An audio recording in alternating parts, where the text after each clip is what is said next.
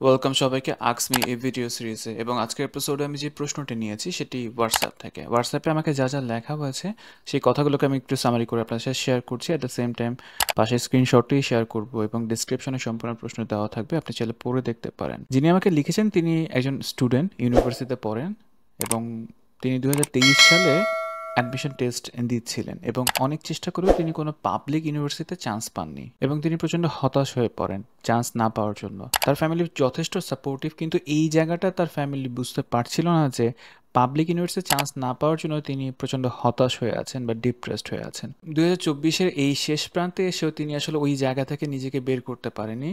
তিনি নিজেকে লুজার মনে করছেন, তার কোনো কিছু ভালো লাগছে না এবং তিনি কোনো কিছু সিরিয়াসলি করতেও পারছেন না, ফোকাস করে করতেও পারছেন না। এখন এই অবস্থায় তার আসলে করণীয় কী আছে এমনটাই তিনি আমার কাছে জানতে চেয়েছেন। আর আপনিও যদি সেম সিচুয়েশনে থাকেন, আপনি কি করতে পারেন আজকের ভিডিও দেখলে কিছুটা ইনসাইট খুঁজে পাবেন।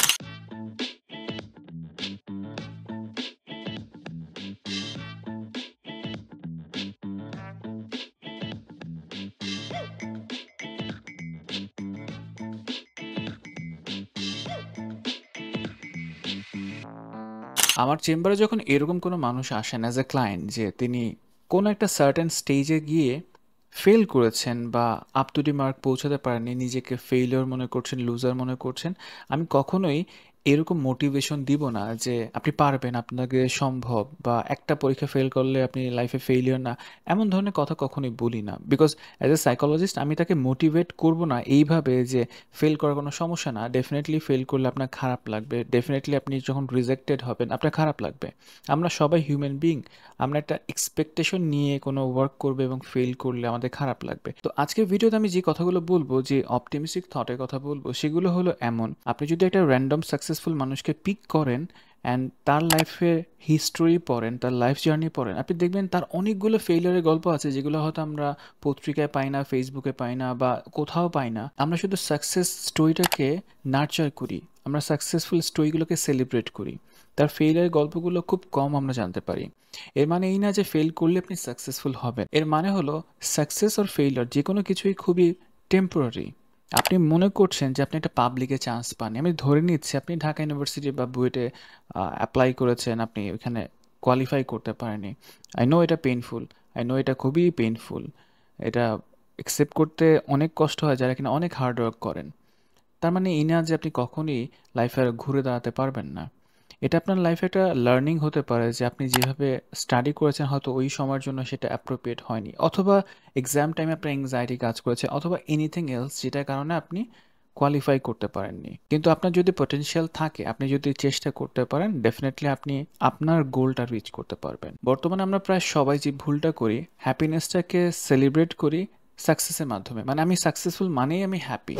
কিন্তু সাকসেসফুল মানুষ মাত্রই হ্যাপি না, বরঞ্চ হ্যাপি মানুষ মাত্রই সাকসেসফুল হওয়ার চান্সেস বেশি। সে তার হ্যাপিনেসের জন্য যে কোনো কিছু সাকসেসফুলি করতে পারে, সে যেই কাজই করুক না কেন তার ভেতর তিনি সাকসেসটাকে খুঁজে বের করতে পারে। আমার মনে হয় আমাদের সবাইকে একটা বিষয় শেখা উচিত, যেটা কোথাও শেখানো হয় না, সেটা হলো আপনার জীবন থেকে যখন হ্যাপিনেসটা কেড়ে নেওয়া হচ্ছে, যেমন দেখেন আপনার ক্ষেত্রে একটা অ্যাডমিশন টেস্ট আপনার লাইফ থেকে হ্যাপিনেস কেড়ে নিয়েছে, আপনি আর খুশি হতে পারছেন না, আপনি নিজেকে লুজার মনে করছেন, দ্যাটস ইন্ডিকেট আপনার লাইফ থেকে হ্যাপিনেস কেড়ে নেওয়া হয়েছে জাস্ট একটা অ্যাডমিশন টেস্ট। সো আমাদের শেখা উচিত আপনার জীবন থেকে বা আমার জীবন থেকে যখন হ্যাপিনেসটাকে নিয়ে যাওয়া হচ্ছে, আমরা কিভাবে হ্যাপিনেসটাকে রিক্রিয়েট করতে পারি, রিবর্ন করতে পারি। তাহলে আমরা আর পিছিয়ে পড়বো না, আমরা ফিক্সেশনে আটকে যাব না, আমরা তখন নিজেদের হ্যাপিনেসটাকে রিবর্ন করতে পারবো, রিক্রিয়েট করতে পারবো। আমার এই ভিডিওর মূল মেসেজটা হলো, আপনি যেখানে এখন পড়েন না কেন, যে জায়গায় আছেন না কেন, সেই জায়গাটাকে মনে করেন আপনার জন্য আজকে শেষ সময়টা, এই দিনটাকে ইউটিলাইজ করার চেষ্টা করেন এবং চেষ্টা করেন আপনার যে ড্রিমটা আছে সেই ড্রিমটা লিখে রাখা। আপনি কি করতে চান, মানে আপনি সার্ভিস লাইফে কি করতে চান, আপনি সেই ড্রিমটা লিখে রাখেন এবং আপনার ফ্যামিলি যে আপনার প্রতি সাপোর্টিভ, জাস্ট তাদেরকে লিখে রাখেন, থ্যাংক ইউ মাই ফ্যামিলি যে তোমরা আমার প্রতি সাপোর্টিভ ছিলে বা সাপোর্টিভ এখনও আছো। এটা আপনাকে হেল্প করবে পজিটিভ থট জেনারেট করতে। আপনি আপনার গোলটা বারবার লিখে রাখেন, দিনে একবার হলো লিখেন, আমি এটা করতে চাই, আমি এটা করতে চাই, আমি লাইফে এই জায়গাটা পৌঁছাতে চাই, লিখে রাখেন। ফাইনালি একটা কথা বলবো, আপনি যদি তারপরও ফিক্সেশনে আটকে থাকেন, আপনার যদি স্টাক মনে হয় যে আপনার লাইফে কোনো মিনিং থাকছে না, দেন যে কোনো প্রফেশনাল হেল্প নেওয়ার চেষ্টা করেন, শুরু করেন।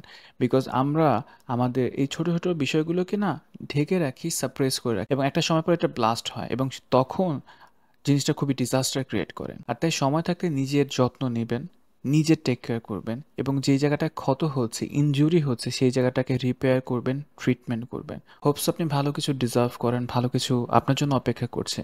আপনি হয়তো জানেন না, জানার চেষ্টা করেন, খোঁজার চেষ্টা করেন।